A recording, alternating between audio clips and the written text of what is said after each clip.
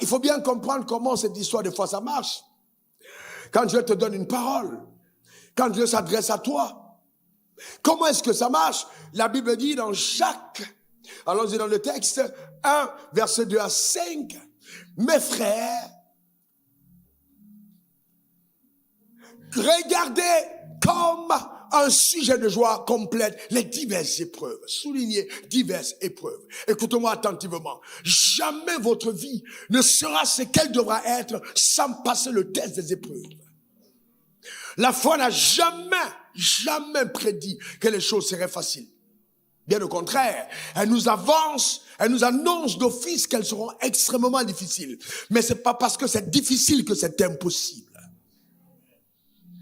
La Bible parle de diverses épreuves auxquelles vous pouvez être exposés.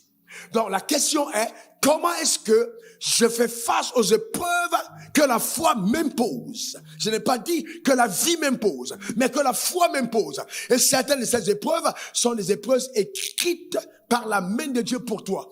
Tu ne peux pas échapper à cet examen parce que ça fait partie du processus de la révélation de ta vie. Voyez-vous, c'est très important.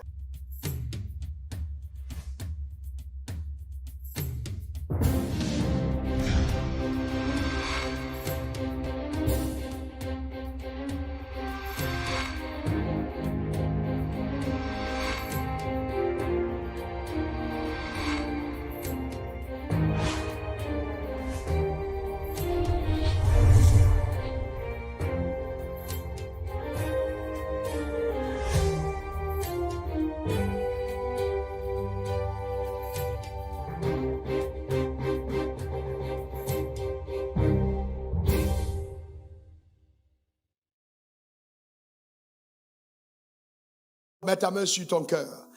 Mets ta main sur ton cœur. Père, je veux te rendre grâce pour ta fidélité. Au nom suprême de Jésus, je te bénis pour chaque personne connectée à cet autel. Quelle grâce, quelle grâce. Quel privilège nous avons, éternel oh Dieu, d'être là à tes pieds. Je place une demande solennelle devant le haut conseil de ta volonté souveraine. Et je prie que le revêtement de ton onction accompagne le ministère rendu, la parole enseignée. Fais-nous du bien, mon Père. Fais du bien à ton peuple. Que la distance ne soit pas une barrière. Et que par, éternel oh Dieu, la puissance de la foi, toutes les personnes connectées, quel que soit le lieu sur la terre, soient rapprochées du trône de la grâce. Et que la parole œuvre. Dans le nom suprême de Jésus, accorde la capacité à quiconque m'écoute de t'entendre parler. Mais surtout de retenir à l'intérieur de son âme intérieure, Seigneur oh Dieu, les phrases relâchées par le ciel, afin qu'elles deviennent des vérités, éternel oh Dieu, gravées de façon indélébile dans notre homme intérieur, qui vont maintenant, dorénavant, redonner un nouveau panorama, des paradigmes mentaux nouveaux dans nos vies, au nom suprême de Jésus. Et que nous puissions véritablement vivre cette histoire que tu as préécrite dans ta propre main. Au nom suprême de Jésus, j'ai prié. Quelqu'un dit Amen 3 fois. Amen. Amen. Amen. Je crois que la puissance de Dieu accompagnera sa parole. Dis encore Amen. Alléluia. Acclamons très fort le Seigneur. Amen. Acclamons très fort le Seigneur. Gloire à Dieu. Tu peux t'asseoir dans sa glorieuse présence. Dans le thème de notre rencontre, c'est vivre Dieu. Donc, quand nous parlons de vivre Dieu, nous parlons de vivre la plénitude de ses plans. Vivre au centre de sa volonté parfaite pour nous. Voyez-vous, pour chacune de nos vies individuelles. Et comme j'ai dit, on ne peut pas vivre Dieu si nous ne connaissons pas Dieu. Le préalable pour vivre Dieu, c'est de le connaître. Hébreux 11, verset 6, il faut que celui qui s'approche de Dieu croit que Dieu existe et qu'il est le rémunérateur de ceux qui le cherchent.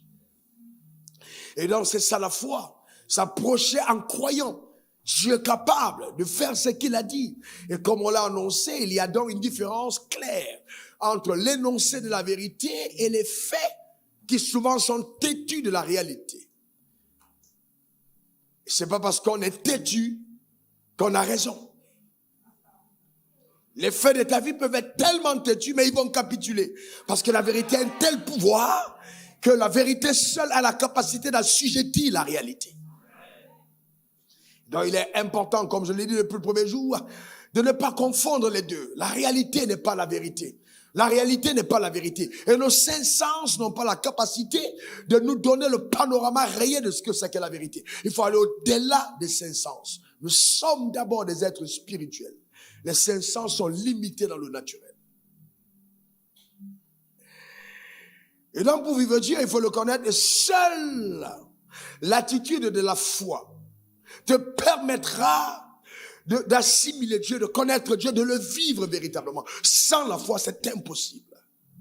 Et même le texte d'Hébreux 11, verset 3 que nous lisons, souvent peut-être sans bien comprendre, dit, c'est par la foi que nous reconnaissons que le monde a été formé par la parole de Dieu. C'est-à-dire, sans la foi, même reconnaître que le monde a été créé par Dieu n'est pas possible. Il faut encore la foi pour le reconnaître. Parce qu'il y a encore certaines personnes qui pensent que le monde est la conséquence d'une certaine évolution atomique et qui ne croient pas que le monde est l'objet de la création de Dieu. Mais la Bible dit, c'est par la foi que nous reconnaissons que le monde a été formé par la parole de Dieu, de sorte que ce qu'on voit, ça c'est très profond, de sorte que ce qu'on voit n'a pas été fait des choses visibles. Donc le principe de cette vie avec Dieu, c'est de comprendre que ma vie n'est pas régentée par le visible. Mais l'invisible a la capacité de changer le panorama du visible. Donc, ce qu'on voit ne vient pas des choses visibles. Donc, pour réussir, j'ai pas besoin de ce qu'on voit. Mais j'ai besoin de ce qui est invisible, qui a la capacité de changer ce que tout le monde peut voir. C'est ce qu'on appelle la foi. C'est ce qu'on appelle la foi. Et nous parlions hier, j'ai dit, il faut bien comprendre comment cette histoire de foi ça marche. Quand Dieu te donne une parole, quand Dieu s'adresse à toi, comment est-ce que ça marche? La Bible dit dans Jacques, allons-y dans le texte, 1, verset 2 à 5, mes frères, regardez comme un sujet de joie complète les diverses épreuves. Soulignez diverses épreuves. Écoutez-moi attentivement. Jamais votre vie ne sera ce qu'elle devra être sans passer le test des épreuves. La foi n'a jamais prédit que les choses seraient faciles. Bien au contraire, elle nous annonce d'office qu'elles seront extrêmement difficiles. Mais c'est pas parce que c'est difficile que c'est impossible. La Bible parle de diverses épreuves auxquelles vous pouvez être exposés. Donc la question est, comment est-ce que je fais face aux épreuves que la foi m'impose? Je n'ai pas dit que la vie m'impose, mais que la foi m'impose. Et certaines de ces épreuves sont des épreuves écrites par la main de Dieu pour toi. Tu ne peux pas échapper à cet examen parce que ça fait partie du processus de la révélation de ta vie. Voyez-vous, c'est très important. Et donc, quand vous comprenez ça, vous n'êtes pas pressé de dire, oh, telle chose qui m'arrive, c'est le diable qui est derrière. Non. Non. Parce qu'il faut bien comprendre que dans le cas d'Anne, c'est Dieu qui la rend stérile. Dans le cas de même de la femme d'Abraham et de même d'Abraham, c'est Dieu qui est l'auteur derrière de cette stérilité apparente. Parce que quand Dieu veut traiter avec toi et quand Dieu veut t'utiliser, il y a certaines conditions qui doivent être réunies d'abord pour que certaines choses prennent place dans ta vie.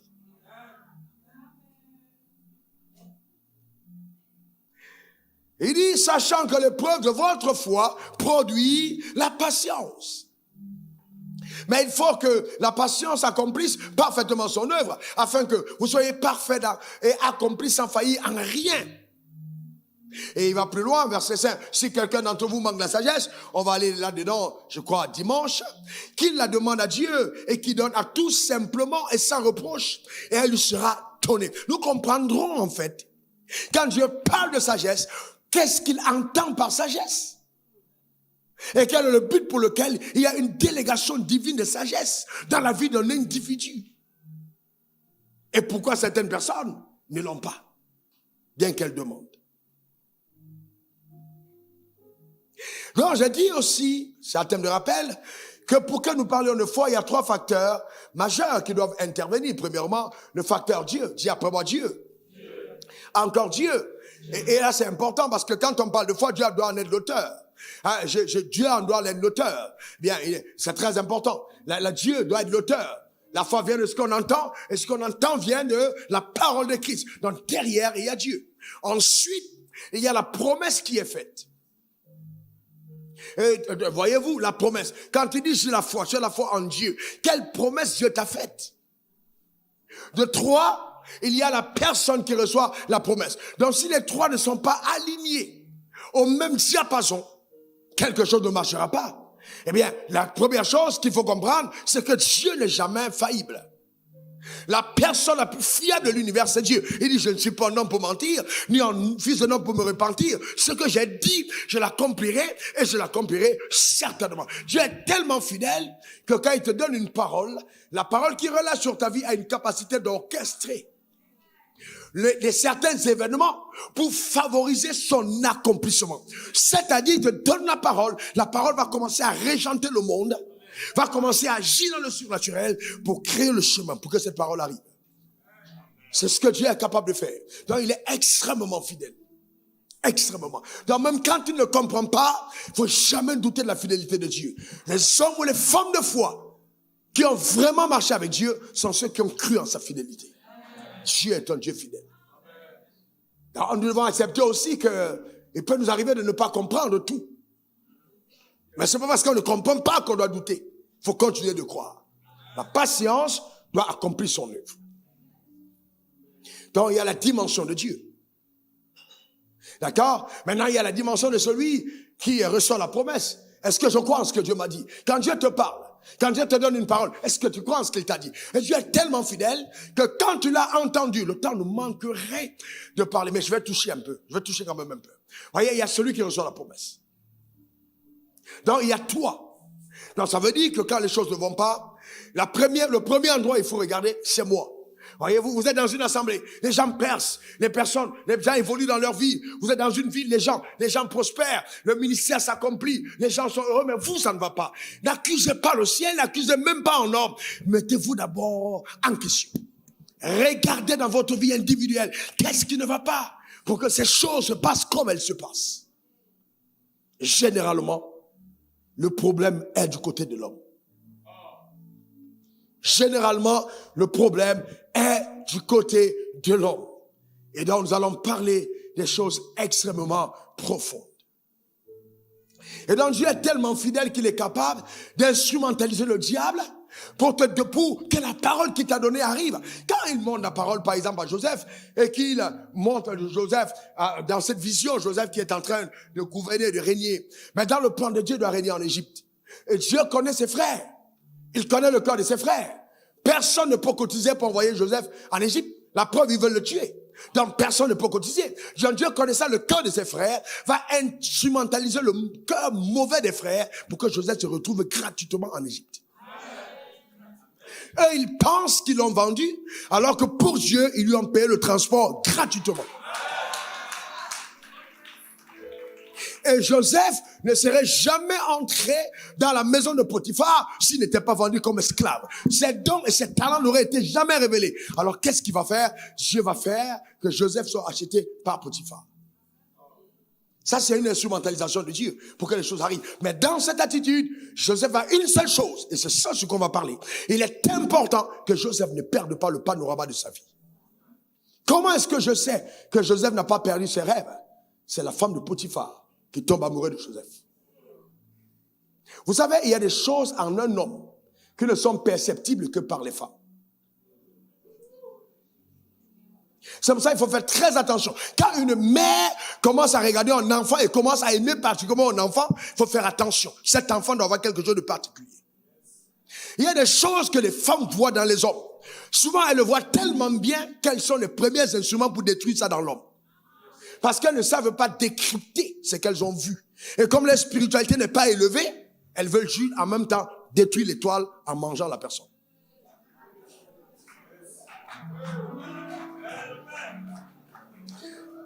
Donc, Joseph, voyez-vous, va aller en prison, mais ça c'est l'instrumentalisation de Dieu. Donc Dieu va instrumentaliser pour permettre à Joseph de retrouver, voyez-vous, la position que Dieu a pour lui. Mais le but de Dieu, par tout ça, n'était pas d'élever Joseph. Non. Ce n'était pas que Joseph soit élevé. Non. Derrière l'élévation de Joseph, il y avait l'accomplissement de la prophétie donnée à Abraham. Je vais te dire avant de continuer ce soir, que tu ne dois jamais oublier que derrière ta vie, il y a tellement d'histoires qui doivent s'écrire que tu ne peux pas te permettre toi-même de ne pas endurer les épreuves. Tu ne peux pas te permettre. Je te dis la vérité. Si Dieu ouvre tes yeux pour te montrer 100 ans après ce que tu es en train de faire ici, ce que tu es en train d'entendre, je te garantis, tu te donnerais encore plus entièrement.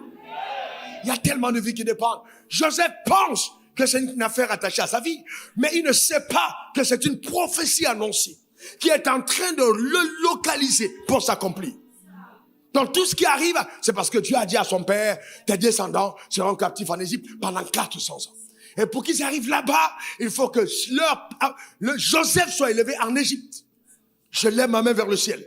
Tu arriveras là où Dieu veut que tu ailles. Dieu te posera en position d'autorité à cause de son royaume. À partir de toi, les prophéties du royaume s'accomplissent sur la terre des hommes. Au nom suprême de Jésus. Donne-moi ton meilleur amen. Dis encore amen. À cause de toi, un village sort de la pauvreté. Le développement arrive dans la société. À cause de ta vie, quelque chose se passe. Je veux te dire ceci et ne l'oublie jamais. Ta vie te dépasse. J'ai dit ta vie te dépasse. Imaginez un seul moment que j'avais refusé de venir ici. Imaginez un moment. Et vous savez, quand Dieu m'a donné, mon fils à moi, quand Dieu m'a donné la parole, le message qu'il m'a donné après tant de visitations, il m'a dit, j'ai confié ce message à plusieurs qui ont refusé de le prêcher. Il faut du courage, il faut de l'audace. Il faut être quelqu'un de courageux pour accepter d'accomplir la mission que Dieu t'a confiée. Parce que souvent, ça vient bousculer la tradition. Ça vient faire évoluer, voyez-vous, les choses dans un sens où personne ne veut que ça bouge. Et ça dérange. Ah oui, ça dérange. Depuis que Cabot a commencé, eh bien, écoutez-moi bien, change-moi, je suis à l'Oli, 6h17 aujourd'hui. 6h17 et 10h, j'étais debout. Frère, c'est pas du jeu. Faut pas penser que c'est juste un message qu'on vient et puis on présente. Non. Il y a le fait de télécharger la pensée de Dieu et de mobiliser dans le surnaturel des événements qui ont lieu. Parce que je suis conscient que chaque seconde ici, ça va créer un désastre quelque part. Certains d'entre vous allaient causer des problèmes dans les nations à partir de ce cabote. Donc il faut que quelqu'un paye le prix. Donne-moi ton meilleur amen. Dis encore amen. Et ça c'est important. Ça c'est important. Donc il n'est pas simplement une question de je vais te lever, je vais avoir une voiture. Ne t'inquiète pas, tu ne sauras même pas où mettre ça dans le parking. Je te dis la vérité, l'huile qui coule sur cet hôtel. Pendant que je parle, je vois un déferlement comme de l'eau, comme une cascade d'eau qui se répand. Et le Seigneur me montre par cette cascade d'eau, c'est le déferlement de bénédiction sur cet hôtel qui touche la multitude et qui provoque des événements vraiment surnaturels, des moissons surabondantes. Que cela soit ton partage. Donne-moi ton meilleur amen. Dis encore amen. Dis après moi, je ne manquerai de rien. Dis-le bien encore. Donc, voyez, Dieu travaille avec l'homme. Donc, quand Dieu te donne la parole, il travaille avec l'homme. Donc, il faut que toi, en tant qu'homme, tu sois prêt à collaborer avec les desseins de Dieu. Parce que Dieu travaille avec toi. Et c'est pourquoi il est important de comprendre ceci. Quand tu as mis la main à la charrue, alors le plus grand combat, et là nous entrons dans le message, le plus grand combat, frères et sœurs, c'est de ne pas regarder en arrière. La plus grande bataille, c'est de ne pas regarder en arrière, parce que le diable essaiera de te faire regretter l'engagement que tu as pris. N'oublie jamais que la plus belle des décisions d'un homme sur la terre des hommes, c'est accepter Jésus. Il n'y aura jamais une autre décision aussi belle. Donc, quand tu as mis la main à la charrue, on n'a pas dit que les choses vont être totalement agréables, non. Mais tu as mis la main à la charrue, à cause de l'estrade qu'on a ici, je ne peux pas tout illustrer, les panneaux que je voulais mettre. Il y a tellement de choses qui vont, tellement de choses en arrière, tellement de choses qui vont arriver, tellement qui auront tendance à te donner de regarder en arrière. Mais ne regarde pas en arrière, parce que ça se passe devant. La Bible dit, l'Éternel est mon berger, je ne manquerai de rien. Faut pas oublier que dans ta marche, partout, dans tout ce que tu traverses, c'est le Seigneur qui te conduit. Que ce soit dans la fournaise de feu, que voyez-vous, que ce soit dans la fosse au lion, n'oublie jamais que c'est l'Éternel qui te conduit. Et parce qu'il te fait passer par là, il a envie de faire de toi un spécimen tellement unique, un spécimen tellement rare. Il va te donner un témoignage de la génération. C'est pour ça qu'il permet que tu passes dans ce que tu es en train de traverser. Considérez comme un sujet de joie les diverses épreuves. Je vous pose une question. Je vous pose une question. Quand on jette Daniel dans la fosse au lion, le temps qu'il quitte le haut pour le bas de la fosse, je vous demande en toute votre âme et conscience, pensez-vous que Daniel croit qu'il va survivre? Daniel arrive au point où il se dit, je suis prêt à mourir pour Dieu. Donc, je ne vais pas, c'est pas grave, je préfère mourir dans la dignité par rapport à ma foi que de vivre dans l'indignité par rapport à Dieu. Alors, je vais dans le feu. Alors, tous les hommes qui vivent par la foi, qu'on ne vous mente pas, il m'est arrivé moi-même à des moments où j'ai cru que c'était terminé. Mais je veux te dire une chose, ça ne sera jamais terminé. Tant que celui qui est l'alpha et l'oméga n'a pas dit son dernier mot, ça ne sera jamais terminé. Tant que le Dieu que tu sers n'a pas décidé que c'est la fin. Personne ne pourra arrêter ça tant que ta main est restée focalisée à la charrue et que ton regard est sur celui qui te dirige et non sur les circonstances de la vie que tu traverses. Comment auras-tu un témoignage si tu n'es pas passé dans les affaires difficiles de la vie? Je parle à des jeunes serviteurs de Dieu. Aujourd'hui, nous voulons avoir des choses incroyables dans notre ministère, mais nous ne sommes pas prêts à payer le prix, voyez-vous, d'une histoire vraie avec Dieu, une histoire authentique. Je me tiens devant l'église, je me tiens devant toute cette communauté, devant les caméras, et je vous dis, depuis que je suis pasteur, je n'ai jamais demandé un centime à quiconque, et j'ai touché 15 000 pendant 2 ans. Dieu est mon témoin vivant, jamais de la vie. Et à cette époque-là, je seul sais quelle était la valeur d'un billet de banque. Je mangeais 125 francs par jour. Je dis 125 francs par jour. Au tourne-dos, aller manger 125 francs par jour.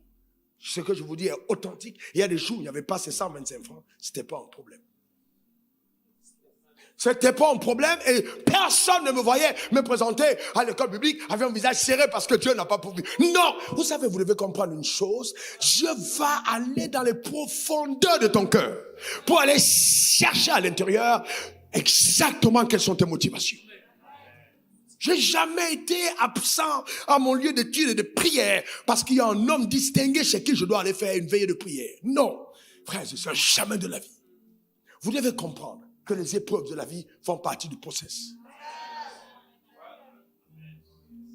Et que pendant que vous êtes en train d'aller dans ces épreuves, le diable sait tellement bien ce que les épreuves ont produit comme résultat qu'il est prêt à te donner à chaque escale un raccourci de sortie, exit, afin que tu sois du boulevard de la foi et que tu commences à aller sur la piste du doute. Mais c'est pas parce que tu es dans la piste du doute que tu manques de tout. On peut tout avoir à la piste du doute. Parce qu'à la piste du doute, le diable a un ravitaillement pour te faire sortir du couloir de ta destinée. Il peut envoyer des gens vers toi. Je te garantis. Je ne peux pas vous dire combien de fois les gens sont venus me voir. Pasteur, pasteur, pasteur. Eh bien oui, Dieu va te tester. Considérez comme un sujet de joie les diverses épreuves. Je me rappelle, à la dernière nuit des oracles, c'est pas pourquoi le Seigneur m'amène là ce soir, j'avais pas prévu.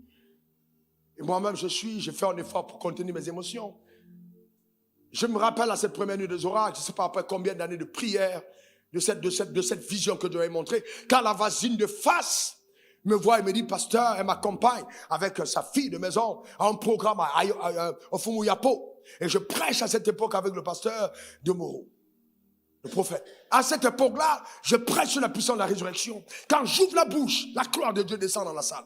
Frères et sœurs, vous savez, vous n'avez pas de temps de prédication. Vous n'avez pas de temps de prédication. Vous ne prêchez pas souvent. On te donne un message et puis tu passes ton temps à aller manger à tes poissons. C'est l'opportunité de ta vie. C'est le seul, mais frères et sœurs, la seule opportunité. Il n'y a pas le temps à perdre.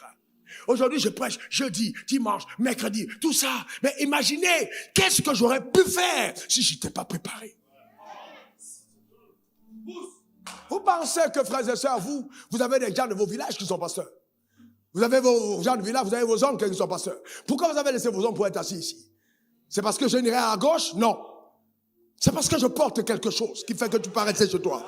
Il y a des gens parmi vous, vous avez laissé des rendez-vous d'affaires, des rendez-vous importants. Vous avez voyagé pour venir. Pourquoi? À cause de ma gueule, je me tromperais si j'ai dit oui. C'est pas vrai. C'est parce que je porte quelque chose de particulier. C'est ça qui fait que vous êtes là. Et je ne peux pas me tromper, frère. C'est pour ça que quelle que soit la relation d'amitié, je ne peux jamais falsifier la présence de l'onction pour l'amitié. Parce que je sais que c'est ce qui me porte et ce qui me fait. Donc, il n'y a pas de... Et je me rappelle cette dame, quand je prêchais, sa fille, elle a dans la salle, c'était une hystérie, elle n'était pas la seule. Elle dit, maman, c'est pas lui, tanti. Elle était à la première rangée. C'est pas lui. Elle est tombée. À la fin, la dame qui m'avait conduit dans sa petite voiture rouge à l'époque, elle n'est plus sur terre, Dieu l'a rappelé. Cette dame n'arrivait plus à conduire au retour. Elle était toute tremblante. Elle se demandait qui est cet homme qui habite juste derrière ma maison. C'est qui cet homme? Vous savez, on ne connaît personne selon la chair. Vous savez, on ne connaît personne selon la chair. Elle ne savait plus comment se comporter. Et puis elle a dit une phrase, pourquoi tu n'organises pas de tel programme à Cocody pour que nous venions écouter la parole de Dieu. Je lui ai dit, je prie pour ça. Dieu enverra l'argent et on va le faire. Elle m'a dit, donne-moi le montant, je vais te donner l'argent. Oh, c'est comme ça que ça s'est passé. Et après, j'ai fait des calculs, je lui ai dit 500 000 francs CFA. Elle m'a donné les 500 000 dans ma tête, j'ai dit, je te rembourserai. Et je vais vous dire, Dieu m'a main levée vers le ciel dès que le programme est terminé. J'ai remboursé son argent avant la fin du programme. On a mis les affiches, je partais moi-même en ville et je collais les affiches moi-même. Je connais Abidjan parfaitement. Je connais les fins fonds de Yopougon, je connais les fins fonds d'Abobo, je connais Benjerville. Je sortais la nuit moi-même coller les affiches avec mes gars, avec l'amidon. On préparait, j'allais coller moi-même dans cette ville. Je connais cette ville la nuit, je l'ai pratiqué pour les affiches. J'allais coller les affiches. J'étais content de faire un programme.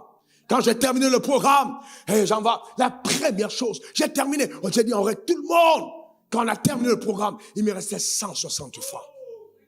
160 francs en caisse. J'ai dû donner moi les 160 francs. On m'a donné 160 francs, mais j'étais content.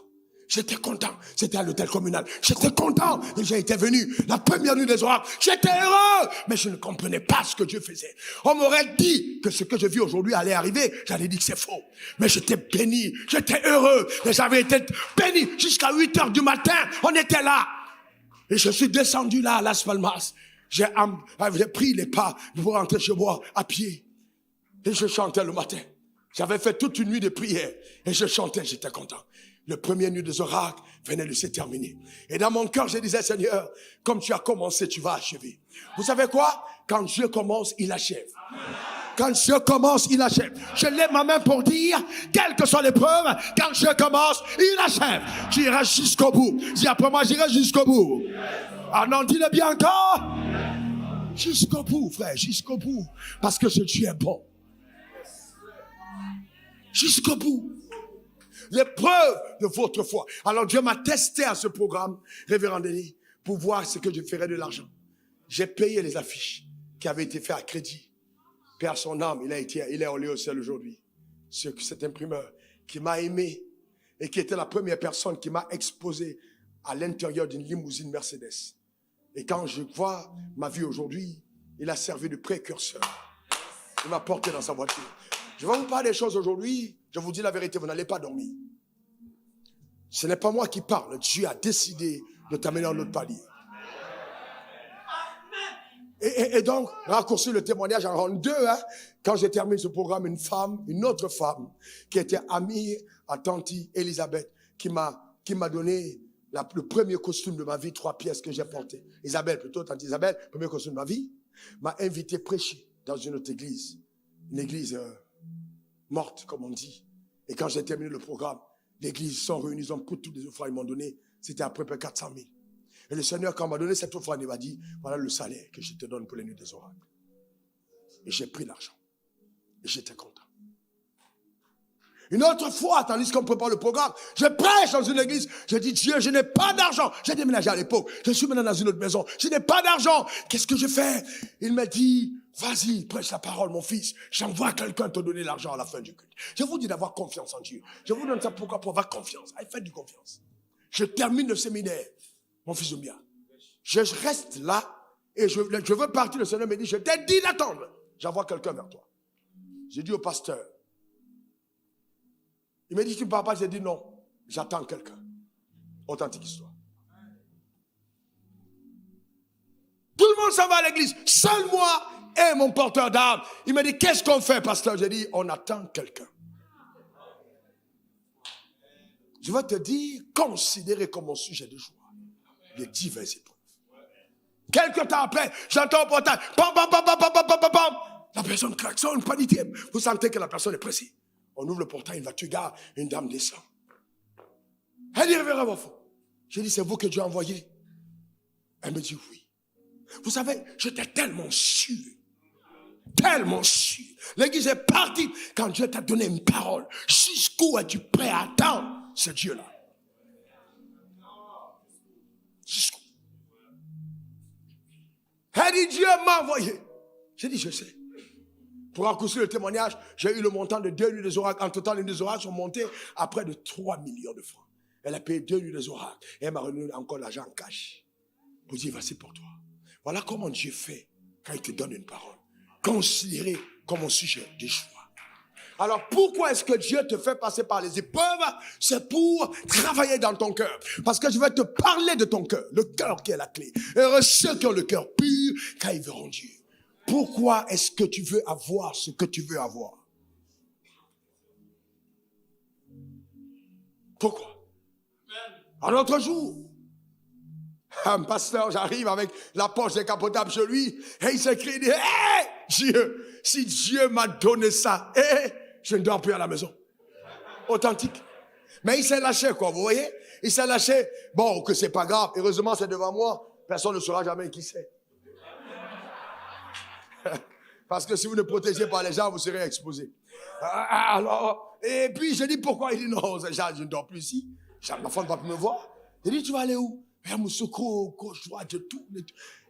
Et puis je lui dis, mais c'est la raison pour laquelle tu n'as pas encore. Parce que Dieu sait que si les biens que tu as dans ta vie ne sont pas l'équivalent de la circoncision de ton cœur, il y a déstabilisation de ta destinée. Tu ne vivras pas Dieu. Il faut à l'intérieur, voyez-vous, considérer comme un sujet de joie les diverses épreuves auxquelles vous pouvez être exposés. Et Jésus a dit, voyez-vous, un homme est venu le voir et dit, Seigneur, je te suivais partout. Laisse-moi aller enterrer mon père. Le Seigneur lui dit, les oiseaux ont des nids, les renards ont des tanières, mais le Fils de l'homme n'a pas où poser sa tête. Alors quand il dit ça, les renards ont des tanières, les oiseaux ont des nids. Qu'est-ce que l'oiseau fait dans le nid? L'oiseau se reproduit dans le nid. Qu'est-ce que le renard fait dans les tanières? Le renard met bas dans les tanières. Mais il dit, le Fils de l'homme n'a pas où reposer sa tête. En d'autres termes, je n'ai pas pris de femme. Et toute personne qui m'accepte devient la personne par laquelle je me reproduis. C'est-à-dire que quand tu acceptes Christ, là, non seulement tu vis Christ, mais tu commences à reproduire le prototype de la vie en Dieu. Donc parce que Dieu, c'est en toi qu'il va venir se déposer et commencer à faire germer seules les choses qu'il est capable de faire. Et c'est ce que j'appelle des miracles rares. Je veux que tu vives l'authentique. Je refuse que tu vives la photocopie. Je veux que tu vives l'authentique. Les choses que seul Dieu est capable d'accomplir, je les appelle à démonstration dans ta vie au nom suprême de Jésus. Des miracles rares. C'est après moi je reçois. Encore je reçois. Une dernière fois je reçois. Des miracles rares. Rares.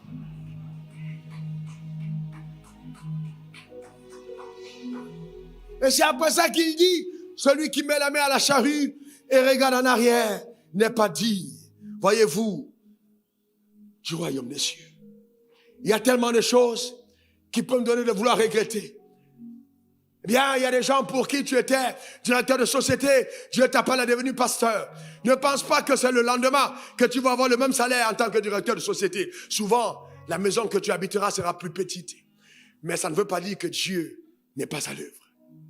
Tu as mis la main à la charrue, ne regarde pas en arrière. Et souvent, c'est même dans ton propre mariage. L'homme que tu as épousé, c'est vraiment l'homme de ta vie. Mais les choses se compliquent. Si tu as mis la main à la charrue, ne regarde pas en arrière. Les personnes qui, dans le royaume des cieux, regardent en arrière, n'obtiennent jamais les choses de Dieu. Allez demander à la femme de Lot. Elle est devenue une statue de sel parce qu'elle a regardé en arrière. Je me suis engagé avec Jésus, je ne recule pas. Ça doit être la décision de chacun. Je me suis engagé en scène, je ne recule pas. J'ai accepté Jésus, je ne recule pas. Quelque chose qui arrive.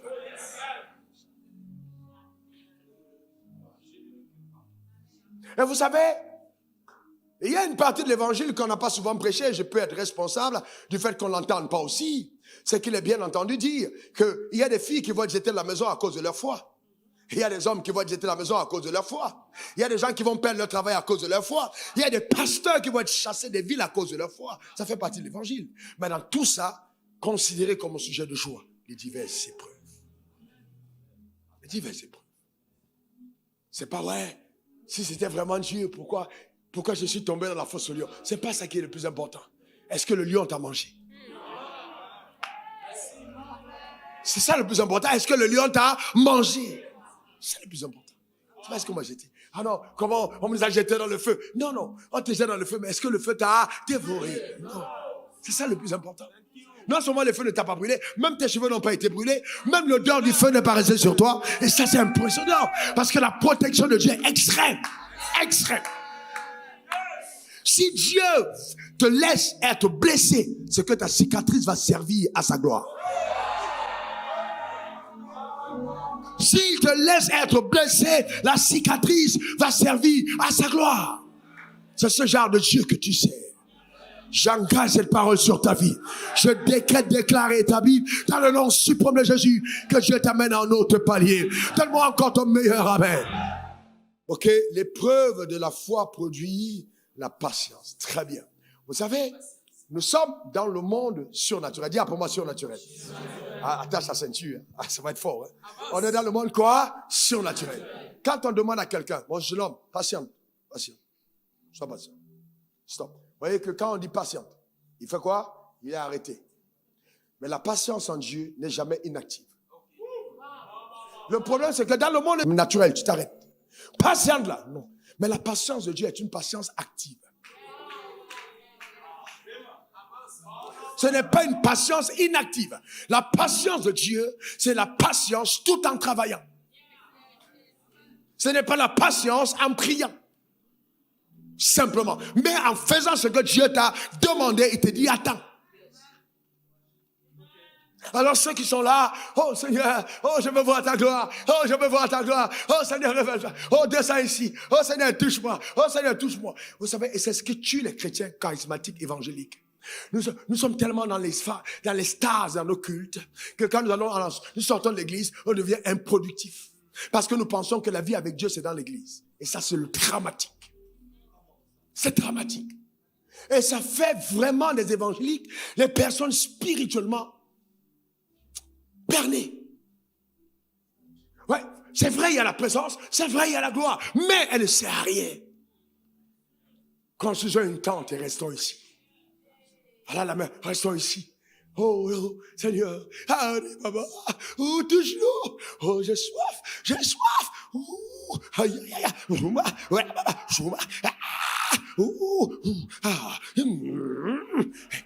ok, c'est fantastique. C'est fantastique. Vous savez, vous devez être intelligent. Mais quand il y a tout ça, observez pour voir ce que la personne devient. Comment quelqu'un va être touché à tous les cultes. Et puis sa vie ne change pas. Mais il y a problème. Comment tu peux toucher à tous les cultes, mais les choses ne changent pas? Vous savez pourquoi? Parce qu'on a falsifié l'adoration. L'adoration, c'est pas les chants à l'église. Non. C'est un style de vie. C'est un style de vie. C'est pas les chants à l'église. C'est un style de vie. C'est un style de vie. Quand Abraham prend son fils et il dit, on va à la montagne pour adorer. Là, il commence l'adoration. C'est-à-dire, il a été béni, mais il sacrifie sa bénédiction pour servir au dessein de celui qui l'a appelé. C'est ce qu'on appelle adorer. Il exprime son cœur. On va ensemble pour adorer. C'était pas, il n'y avait pas de musicien, il n'y avait pas de batteur, Randa Kaba. Et vous entendez les gens qui disent, pasteur, j'ai un problème. Quand les gens ils chantent, je ne sens plus la présence. Vous voulez que je vous dise deux choses qui peuvent choquer? Un, quand je vais en programme, je ne compte pas sur l'onction des musiciens. Homme de Dieu. Ah, il faut que la présence. Oh, préparez bien pour que je prêche. Hey, j'ai étudié la Bible, j'ai vu que Jésus n'avait pas d'orchestre avant de prêcher. Il n'avait pas d'orchestre. Il n'y avait pas de saxophoniste. Généralement, c'est souvent, la majorité des fois, c'est notre émotion. Parce que même le jazz, vous voyez les gens qui jouent le jazz.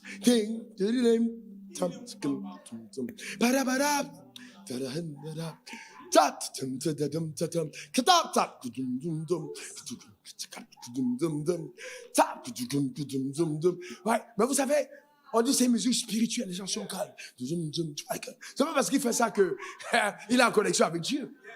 Donc, vous savez, la musique peut être bonne et puis ça fait quelque chose dans l'âme. Ça ne veut pas dire qu'on adore. Ça ne veut pas dire qu'on adore. C'est pas ça, adorer véritablement. Je prends le Fils, je vais à la montagne. Et il a blessé ton style de vie, ma manière de vivre avec Dieu. Elle détermine, c'est ça mon adoration. C'est pas le fait de chanter à l'église. Alors j'ai dit deux choses. Deuxième chose, comme pasteur, vous savez quoi? Je crois en l'intercession. Mais je ne dépends jamais de mon équipe d'intercession pour prier. C'est pourquoi je prépare mes réunions à genoux. Je me suis rendu compte dans la Bible que la fois où Jésus a demandé aux intercesseurs d'être avec lui, ils ont dormi. Donc si tu confies ta vie de ministère aux intercesseurs, tu as un problème. Vous entendez les maris? Oh oui, vraiment, tu es ma femme. Hey, je compte sur toi pour intercéder. Hey, jamais de la vie, hein.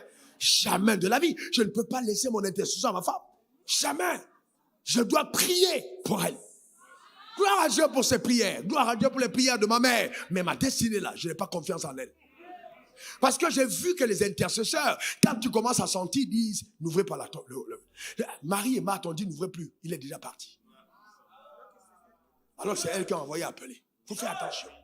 Ne remettez pas votre vie aux intercesseurs. C'est-à-dire ta vie doit être menée dans la foi. Ce en quoi tu crois. Ce en quoi tu crois. Ce en quoi tu crois. Donne-moi ton meilleur amen. Dis encore amen.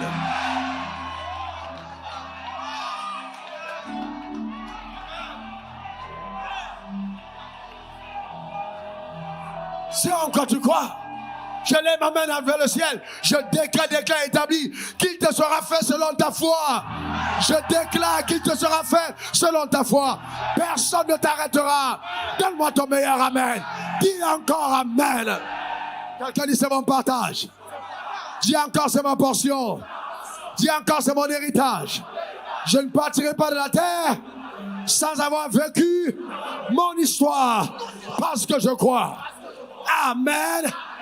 Amen et amen.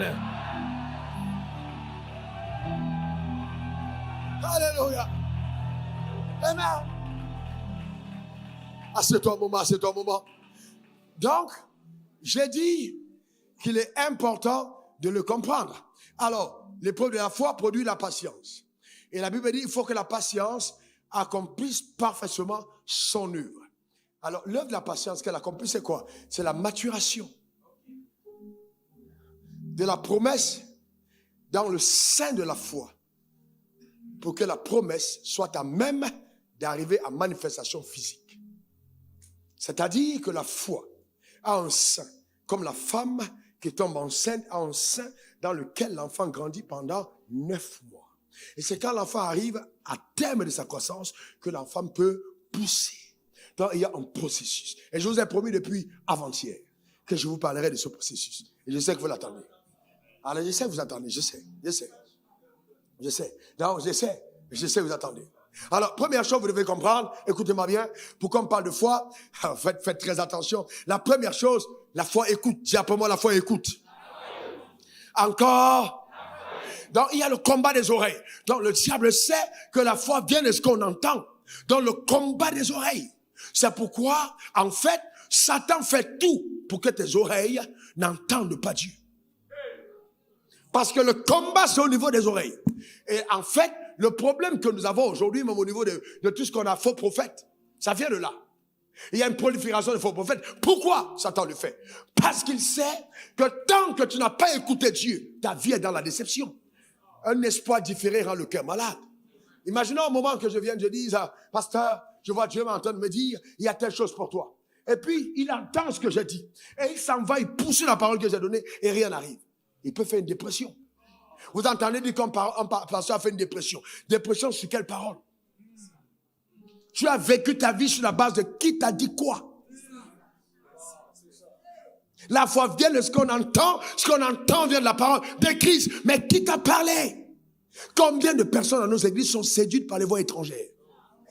Le combat des oreilles, qui te parle? Qui te parle? Et ta destinée va ressembler au type de message que tu entends.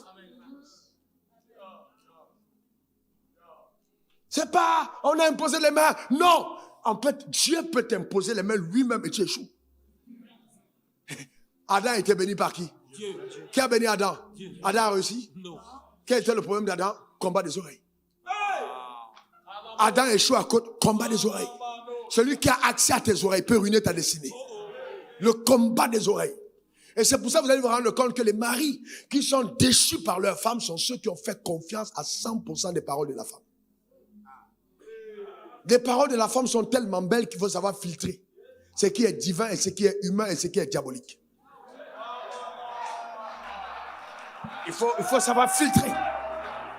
Savoir filtrer. Si la femme qui était sans péché, la parfaite de toutes les femmes de l'univers, a pu parler à son mari alors que ce n'était pas elle, quand tu écoutes ta femme, il faut mettre de filtre. Il y a combat au niveau des oreilles. Qui parle derrière ta femme? Qui tu entends derrière ta femme? Quelle est la légion qui est derrière la phrase que la femme te donne juste au moment où elle sait que tu es fragile? Il y a des hommes parmi vous, vous pensez que vous êtes des leaders, mais vous n'arrivez pas. C'est-à-dire, dès que la femme dit je tourne le dos, il faut voir le scandale dans la chambre. Maman, pardon, maman, je vais faire comment? Maman, je vais faire comment? Je vais faire comment?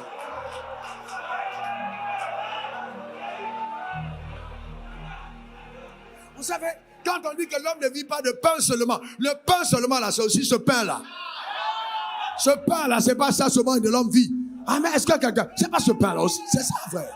Je vais faire comme maman. Je vais faire comme maman, s'il te plaît, maman. Tu l'as insulté à table, tu l'appelles maman dans le lit. Ouais, je comprends pas un peu de dignité.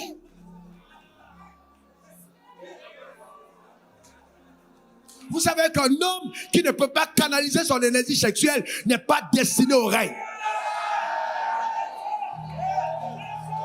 Vous n'avez pas canalisé, vous ne pouvez pas régner, c'est impossible. Vous perdez votre temps. Vous parlez à votre femme, vous regardez comme ça, elle rit. Elle dit, celui-là, je sais où je l'attends. Vous n'avez pas entendu une femme qui dit, il parle. Restez calme, je sais comment il va la voir. Elle va t'avoir comment? Elle sait comment elle va t'avoir. Est-ce que vous trouvez normal qu'à 4 heures du matin, autour de la prière, c'est à 4 heures du matin où le petit Kirikou veut se lever? Attends, est-ce que c'est normal? Est-ce que tu peux avoir, est-ce que c'est normal? À 4 heures du matin, est-ce que c'est normal? Tu vas prier comment? Est-ce que c'est normal? Est-ce que ça c'est normal? L'homme ne vivra pas de pain seulement.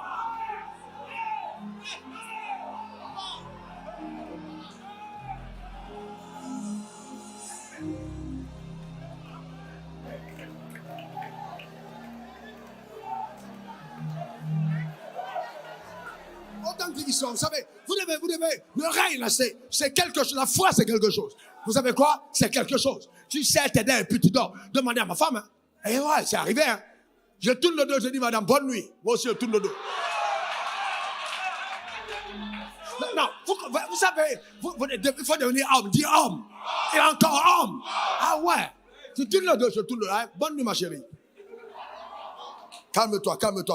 Faut pas, mais calme-toi. Faut que tu te calmes. Calme-toi. Faut te calmer. Calme.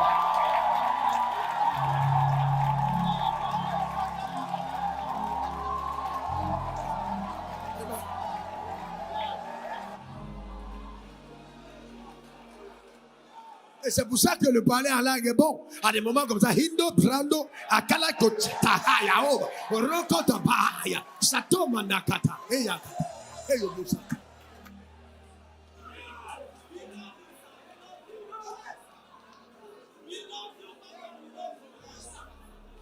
Attends, mais honnêtement, vous savez, le respect là, ça se gagne. Ça se gagne. Faites attention, attention. Vous savez quoi? Généralement, regardez les enfants, hein. Je parle du combat des oreilles. Regardez les enfants. L'enfant sait, par exemple, qu'il connaît sa mère. Vous arrivez au supermarché, tu vas pas acheter le jouet. Il te laisse. Vous passez devant le rayon. Maman, je veux. Non. Maman! Quand le père est là, il regarde. Hey, mets-toi ici. Quand c'est maman. Maman! Maman! Oui, prends. Je vais aussi celui-là. Oui, prends. Mais entre vous deux, qui contrôle qui? C'est l'enfant. Tu vois une maman, elle a accouché et puis elle pleure. Elle dit, les enfants me fatiguent. Comment tu perds l'autorité sur l'enfant? Et toi, le mari dit à la femme, comment tu perds l'autorité sur l'enfant? Et toi, comment tu as perdu l'autorité sur ta femme?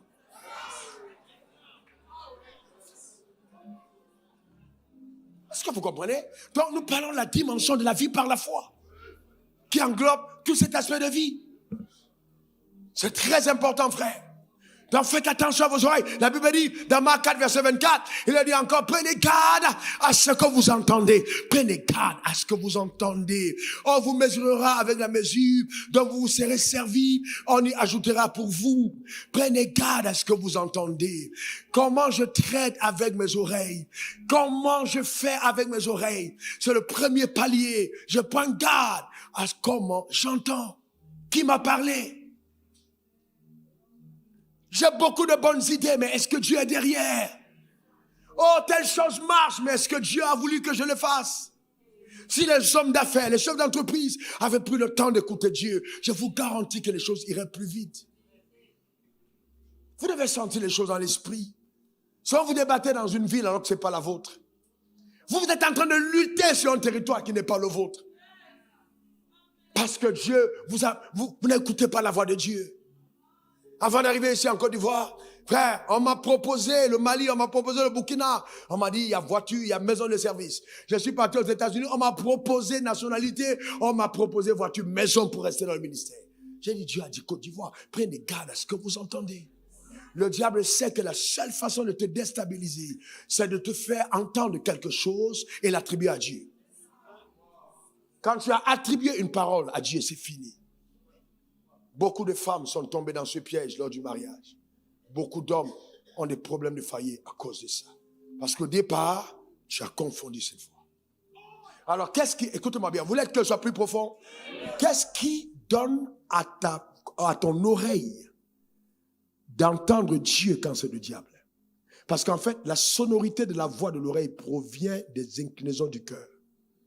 C'est-à-dire, c'est mon cœur qui m'attribue à la voix du diable l'autorité de Dieu. C'est-à-dire, quand mon cœur n'est pas pur, je confonds la voix de Satan pour celle de Dieu. Parce qu'en fait, ce qui détermine l'écoute, c'est le cœur. C'est le cœur. Donc c'est pour ça qu'il faut garder ton cœur pur. Ton cœur doit être pur. Ton cœur doit être très pur. Garde ton cœur pur. Alors le cœur d'Ève, c'est quoi? Elle voulait devenir comme Dieu. Donc vous voyez, quand vous avez déjà des aspirations, qui sont des aspirations qui ne respectent pas les normes divines, vous n'avez pas un cœur d'humilité, vous devez succomber facilement à toutes sortes de choses. Pourquoi est-ce qu'on blague facilement certaines sœurs en Christ, nées de nouveau parlant en langue? Vous demandez, mais comment est-ce qu'elle a fait? Comment est-ce qu'elle n'a pas pu écouter Dieu? Mais c'est le cœur. C'est le cœur. Laissez-moi montrer une histoire. Pendant que je priais, j'ai eu la conviction d'en parler. C'est vrai que le chapitre est un peu long, mais il faut qu'on le lise parce que quand on lit ce chapitre, qu'on lise un peu cette partie, je vais réduire. Prenez Nombre 22, versets 20 à 30. Allons-y rapidement. Voilà une histoire. Dieu vint à Balaam pendant la nuit et lui dit, puisque les hommes sont venus t'appeler, lève-toi, va avec eux, mais tu feras ce que je te dirai. Donc Dieu dit, Balaam se leva le matin, sella son âne et partit avec les chefs de Moab. La colère de Dieu s'enflamma parce qu'il était parti. Qui a demandé à Balaam de partir? Qui a demandé de partir? Mais maintenant on dit la colère de Dieu s'enflamma parce qu'il était parti. Et l'ange de l'Éternel se plaça sur le chemin pour lui résister. Balaam était monté sur son ânesse et ses deux serviteurs étaient avec lui. Comment est-ce que Dieu dit à quelqu'un pas et puis Dieu lui résiste? L'ânesse vit l'ange de l'Éternel qui se tenait sur le chemin, son épée nue dans la main. Elle se détourna du chemin et alla dans les champs. Balaam frappa l'ânesse pour la ramener sur le chemin. Ça veut dire quoi? Les yeux de l'âne étaient spirituellement ouverts et le prophète avait les yeux fermés. Donc quand ton cœur est corrompu, même ta sensibilité est perdue. L'âne voit le prophète, mais l'âne voit l'ange, mais le prophète ne voit rien. Vous voyez comment est-ce que la corruption peut arriver? Pourquoi? Parce qu'à Balaam, on est venu donner beaucoup de bien en disant, maudis ce peuple.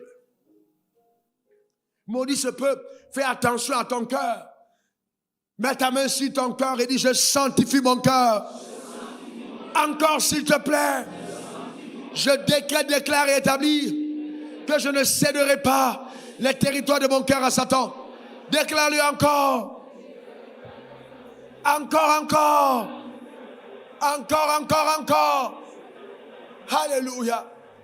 Ça veut dire que quand ton cœur n'est pas pur, tu peux confondre des voix. Il a cru que c'est Dieu qui avait parlé. Mais en fait, un autre texte nous met clairement, ce sont les idoles de son cœur. Dieu répond à l'idole de ton cœur. Même quand tu vas dans la prière et tu dis, Seigneur, s'il te plaît, voici. Dieu répond selon ton cœur. Il sait que s'il t'a dit, va à gauche, toi tu as envie d'aller à droite. Il y a des gens qui vont devant Dieu pour que Dieu mette un cachet à leur choix. Seigneur, j'ai décidé sa cachette. Voilà l'homme que je veux épouser. Béni. Voilà. C'est pas une affaire de que Dieu donne-moi ta volonté. Non. C'est l'homme que je veux. Béni. Voilà la femme que j'ai décidé d'avoir. Bénis-la. Bénis-nous, Seigneur. Bénis-nous.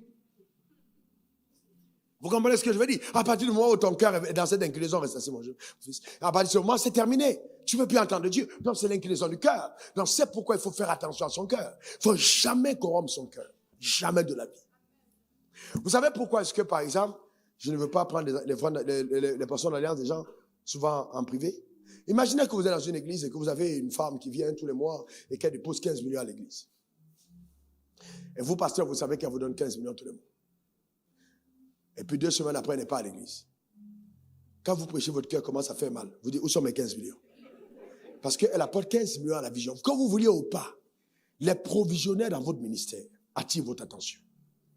À cause de la loi que j'ai expliquée hier. Vous le vouliez ou pas, il y aura un problème. Donc, il faut être très fort dans l'esprit pour mettre sur toi des canevas qui te permettent de ne même pas savoir quelles sont les transactions des hommes avec leur Dieu. Sauf les personnes de destinée que Dieu a fait entrer dans ton sein.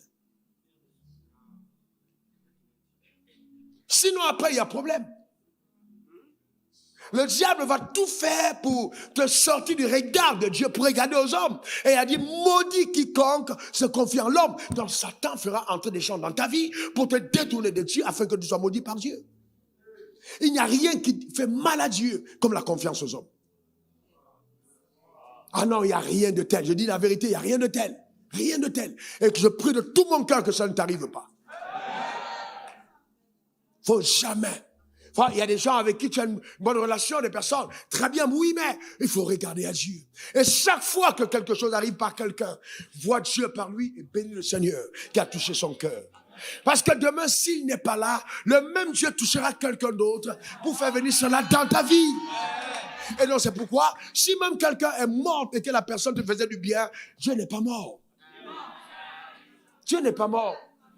Les premiers ministres et le gouvernement sont morts, on les a remplacés. Les provisionnaires de ta destinée mourront, Dieu les remplacera. Si le corbeau n'est plus venu, c'est pas un problème. La veuve de Sérepta t'attend.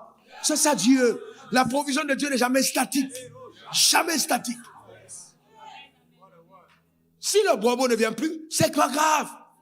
La veuve de Sérepta t'attend. Chaque circonstance dans la vie d'un enfant de Dieu est un miracle en perspective. Donc je fais attention. Dis avec moi, je fais attention. À ce que j'entends, dis encore. Encore, je fais attention à ce que j'entends. Après que tu as entendu, il y a une deuxième étape. Dis après moi, deuxième étape. Encore deuxième étape. Maintenant, écoute-moi bien. Hier, je l'ai dit. Luc 16, verset 11. Mettez ce texte. Luc 16, verset 11. Si donc vous avez été fidèle dans les richesses injustes, qui vous confiera les véritables? Vous n'avez pas été fidèle à la richesse injuste, qui vous confiera les véritables. Vous devez comprendre que dans la foi, par la foi, patient, l'argent est moins important que la révélation. Oui. Le problème, c'est que dans l'ordre de la richesse, nous avons mis l'argent en avant. Non. L'argent est moins important que la révélation. La révélation précède l'argent. Donc, alors, la Bible dit, si tu as été infidèle dans les richesses injustes, qui va te confier les véritables. En d'autres termes, si avec l'argent, je n'ai pas honoré Dieu, qui me confiera la révélation de Dieu. Donc, je ne peux pas connaître Dieu si ma gestion de l'argent n'a pas été correcte. Parce que l'argent, c'est la 4e richesse, la plus faible de toutes les richesses. Donc, si je n'ai pas été sérieux avec l'argent, comment est-ce que Dieu me confierait une révélation? Beaucoup de gens, vous entendez prêcher les révélations, c'est le message des autres. Et quand vous avez l'œil spirituel, vous savez, quand quelqu'un prêche l'authentique qui sort tout droit du trône, vous le sentez. Il y a des gens qui sont des relais, il y a des gens qui sont des émetteurs. Une antenne émettrice dans le royaume est une antenne qui capte directement du ciel. Il y a des antennes relais. Ils ont entendu quelqu'un qui a capté et ils disent ça comme si c'était eux-mêmes. La différence est perceptible quand vous êtes spirituel. C'est pas eux. Ils disent Dieu m'a dit, Dieu ne leur a pas parlé. Pas du tout. C'est pas vrai. Ils sont très bien en termes d'antenne relais. Et c'est accepté par Dieu. Ce que tu as entendu de moi, dis-le aussi aux autres, capables de le transmettre à d'autres. Mais tout le monde n'est pas une antenne qui reçoit. Donc la relation que tu as avec ton offrande détermine les trésors que Dieu te donne. Et c'est pourquoi, voyez-vous, vous commencez à sécher spirituellement qu'en tant que pasteur, vous n'avez plus une bonne relation avec vos finances. Tout de suite, la révélation de Dieu s'arrête. Vous devenez mécanique.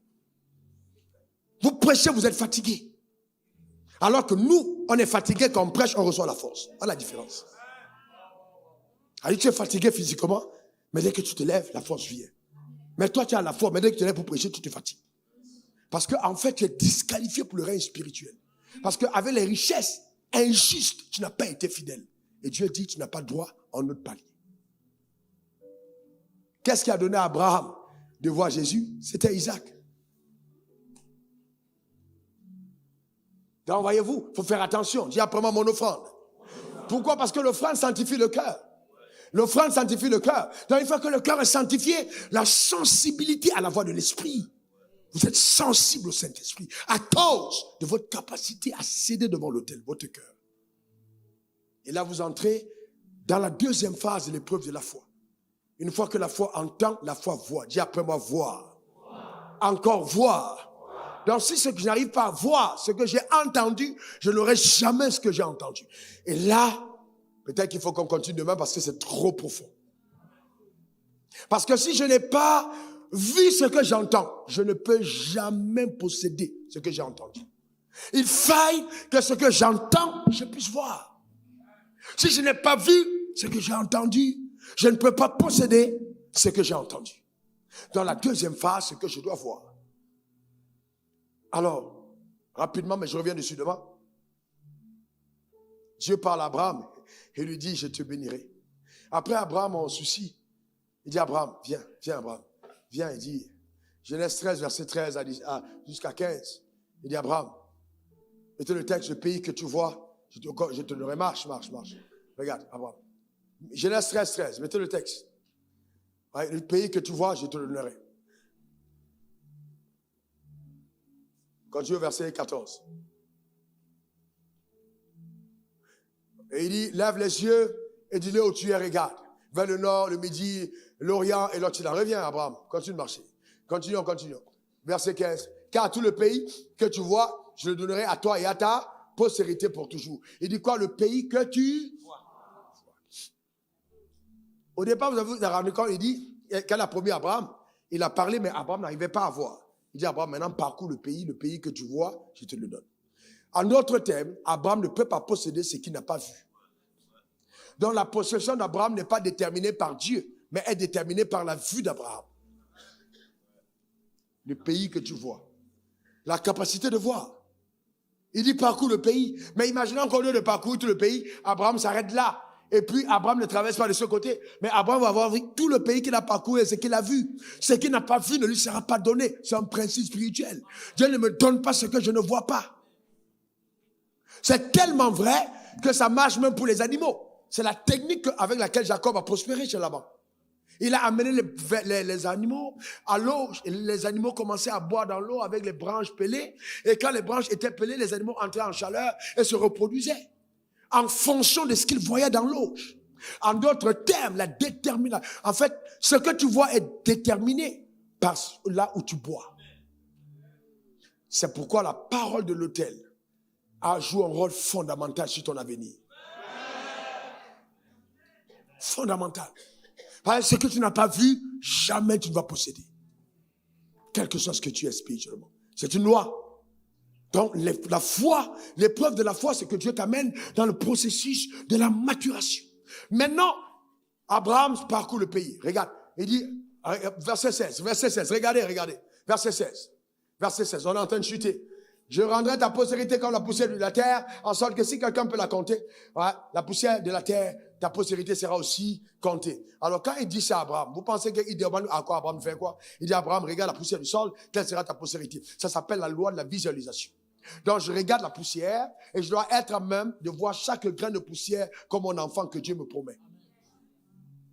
Alors pourquoi est-ce qu'on a laissé cette science aux mystiques? C'est parce qu'on n'a pas compris la puissance de la méditation. Et les enfants de Dieu à l'église pensent que la méditation serait retenue en verset biblique. Depuis qu'on sait les versets bibliques, ça a changé la vie de qui? Personne. Il faut bien qu'on comprenne que la méditation, c'est pas étudier un verset biblique. Donc c'est la capacité, vous allez comprendre. Regardez, Abraham marche, et puis la nuit tombe. Abraham regarde, et Abraham commence à pleurer. Oh, mais Dieu m'a promis, mais je vois rien. C'est normal. À chaque promesse, il y a sa nuit. Chaque promesse a sa nuit. Chaque promesse a sa nuit. Chaque parole que Dieu te donne a sa nuit. Et ce n'est pas parce que la nuit est arrivée que la promesse ne s'accomplira pas. Dieu se rend compte, Abraham a des problèmes. Il lui dit, regardez, Genèse 15, verset 5. Regardez. Vous voyez, c'est ça l'épreuve de la foi. Regarde. Après l'avoir conduit dehors, il dit, regarde vers le ciel. Vous voyez, regarde. Et quand les étoiles, à votre avis, il fait jour ou bien il fait nuit? Il fait jour ou il fait nuit? Quand il lui dit ça, il fait jour ou nuit? Non, réponds-moi. Ne doute pas, pasteur. Nuit ou jour? Est-ce qu'on peut compter les étoiles le jour? Donc, s'il l'amène dehors pour dire, regarde les étoiles du ciel, tu peux les compter, telle sera ta postérité, ça veut dire que cette nuit-là, Abraham a un problème. C'est que ce qu'on lui a dit en Genèse 13, 16, là, il ne croit plus. Si Dieu lui dit ça là la nuit, c'est que la nuit de sa destinée, la nuit de la promesse, il commence à douter. Et Dieu lui dit, sors. Maintenant, regarde plutôt en haut. Tu as vu? Si tu peux les compter, telle sera ta postérité. Ça veut dire que le matin, Abraham marche, il regarde au sol. La nuit tombe, il regarde. Tant que vous ne pouvez pas garder dans votre regard, de nuit comme de jour, la parole qui vous a été adressée, quelle que soit la promesse, vous n'allez jamais la voir. Donc ça veut dire le jour je marche comme ça. Et la nuit je marche comme ça. Et c'est la même chose qu'il va répéter à Josué 1 verset 8. Que ce livre de la loi ne t'éloigne point de ta bouche, médite le jour et nuit. Médite le jour et nuit. Donc, c'est-à-dire, de jour comme de nuit. Il faille que tu te souviennes de la promesse. Le tout n'est pas de réciter le verset biblique, mais c'est d'être capable de voir dans la poussière Abdallah. De voir dans la poussière de la terre Pharaon. Et la nuit sortie et de voir Isaac. De voir Jacob. De regarder l'autre côté en Afrique et de voir Wafo.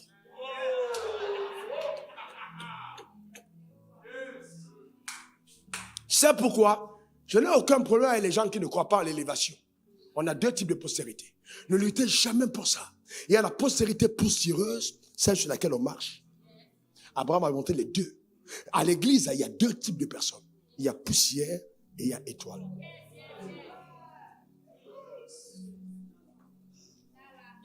Donc, si tu es un pasteur de la race des étoiles, le problème, c'est que tu vas engendrer des étoiles et la poussière au milieu des étoiles se sentira mal à l'aise parce que même au milieu des étoiles, elle n'est pas visible.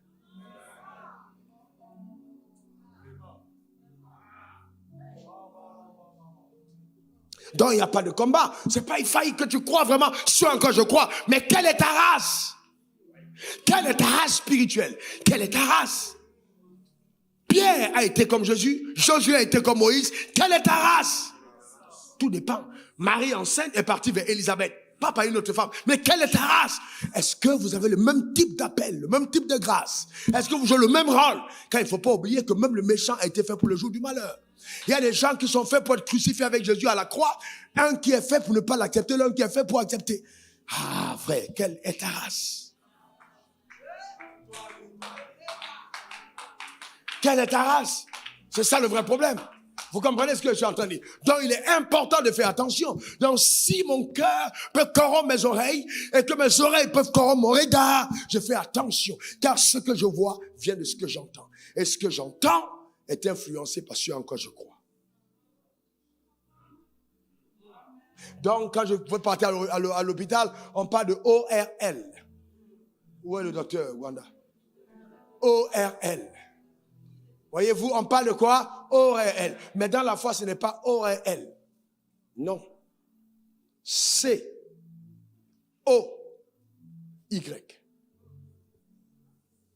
Cœur, oreille, yeux. C'est le COI. Voyez-vous? Cœur, oreille, yeux. Le cœur d'abord, l'oreille après, les yeux par la suite. Et ça va déterminer le mécanisme de vie après. Tant que les trois n'ont pas été alignés, tu ne peux jamais prétendre dire que la patience est en train d'accomplir son œuvre. Parce que quand les panoramas changent, quand le regard des choses que tu vois change, c'est là où la Bible dit, nous marchons pas par la vue, mais par la foi. Ça veut dire que quand je regarde, je ne considère pas ce que je vois. Au travers de ce que je vois, j'entrevois. Les gens regardent, ils voient les poussières du sol. Moi, je regarde, je vois mes enfants. Les gens regardent les étoiles la nuit et ils ont des trucs pour regarder les étoiles. Mais quand je regarde, je vois ma postérité. Donc, le regard a été totalement tronqué par les choses que j'attends de Dieu. Et donc, le panorama de ma destinée a totalement changé à partir de cet instant. Si donc je crois à la richesse et que je commence à voir la richesse, mon comportement par rapport à la richesse devient totalement différent.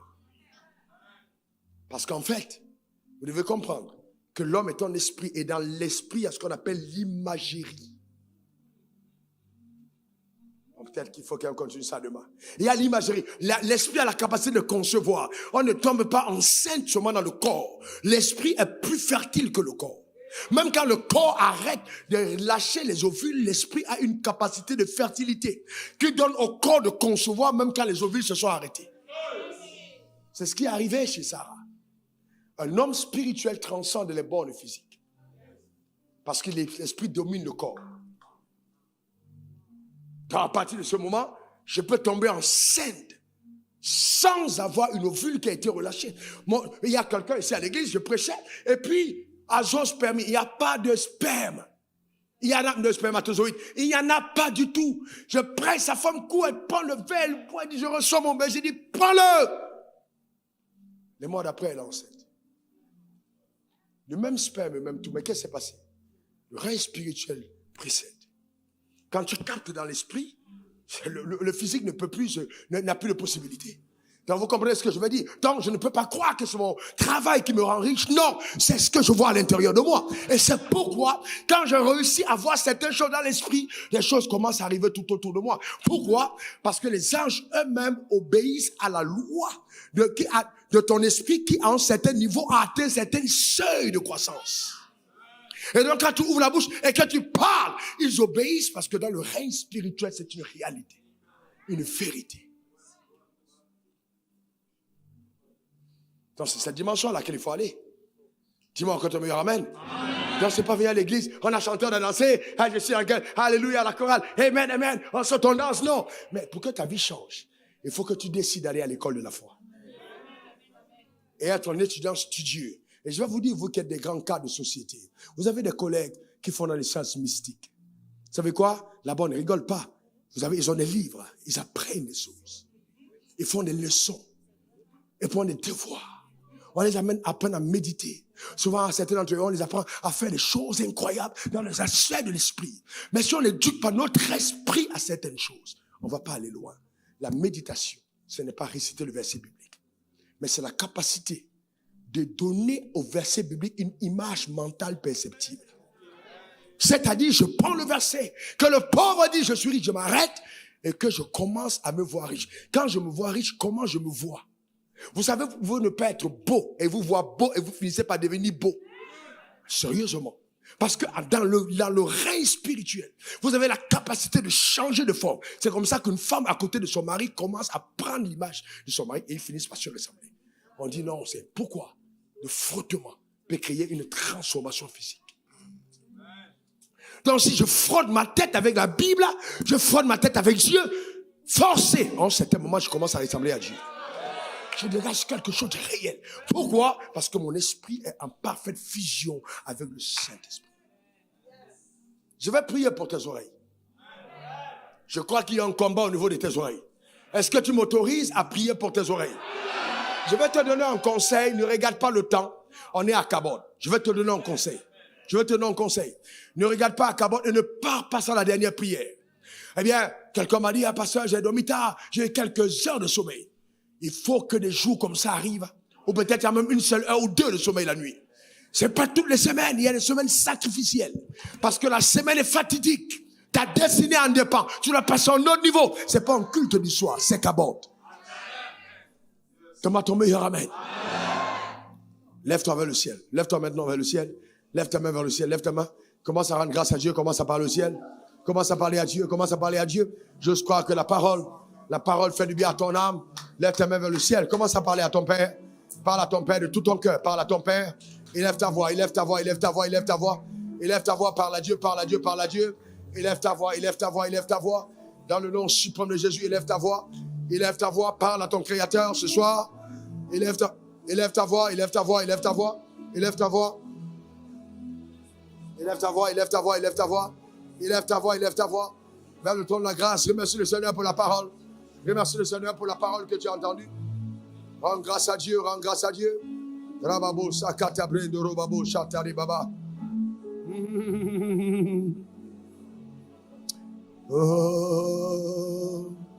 Rababo shakatari bo satari babo. Rando kebro chatari baba. Rato kebro chatari babo. Tu remporteras le combat des oreilles. Alléluia. Oh, worship you. Oh, I worship you. You are here, moving in this place. I worship you. Lord, I worship you. You are here, changing every heart. I worship you. Lord, I worship you. Yeah.